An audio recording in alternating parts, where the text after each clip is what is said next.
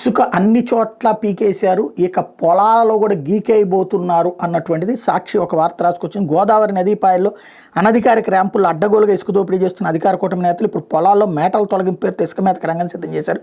కూటమి ప్రభుత్వం వచ్చిన తర్వాత అక్రమ ర్యాంపులతో స్థానిక జనసేన టీడీపీ నేతలతో పాటుగా పశ్చిమ గోదావరి జిల్లా భీమవరం ప్రాంత నేతలు కూడా ఇక్కడ అక్రమంగా తవ్వకాలు మొదలుపెట్టారు. ఇది ఒకరి మీద మరొకరు ఫిర్యాదులు చేసుకునే స్థాయికి వెళ్ళింది.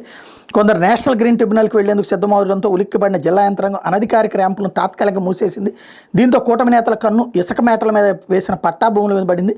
తమ పొలాల్లో సాగు చేసుకుంటాను గతేడాది గోదావరి వరదల వల్ల వాటితో చేరిన ఇసుక మేటలను తొలగించేందుకు అనుమతి ఇవ్వాలంటూ రైతులతో దరఖాస్తు చేయించారు. కపిలేశ్వరపురం, పీగన్నవరం, కొత్తపేట, అయినవిల్లి మండలాల నుంచి దరఖాస్తులు వచ్చినాయి.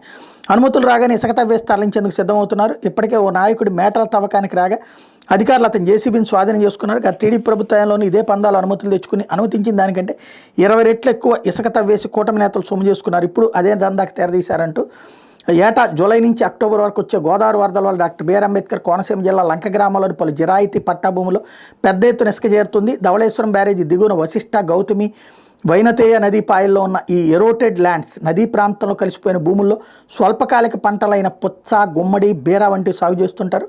వరదలకు పంట నష్టం జరిగిన పరిహారం రాదు. ఇటీవల కాలంలో ఈ భూముల్లో సాగును రైతులు తగ్గించేశారు. అయినా ఈ భూముల్లో మేటలను తొలగించి సాగుయోగ్యంగా మార్చుకుంటామని అనుమతి కోరుతూ పలువురు రైతుల పేరుతో దరఖాస్తులు అధికారులకు అందే. వాస్తవానికి గోదావరిలో వరద అక్టోబర్లో తగ్గిపోయింది. ఇన్ని నెలల తర్వాత ఇప్పుడు ఇలా దరఖాస్తులు రావడం వెనక కూటమిలో కీలక ప్రజాప్రతినిధులు ఉన్నారనే విమర్శలు వస్తున్నాయి అన్నటువంటి వార్తని హైలైట్ చేసింది.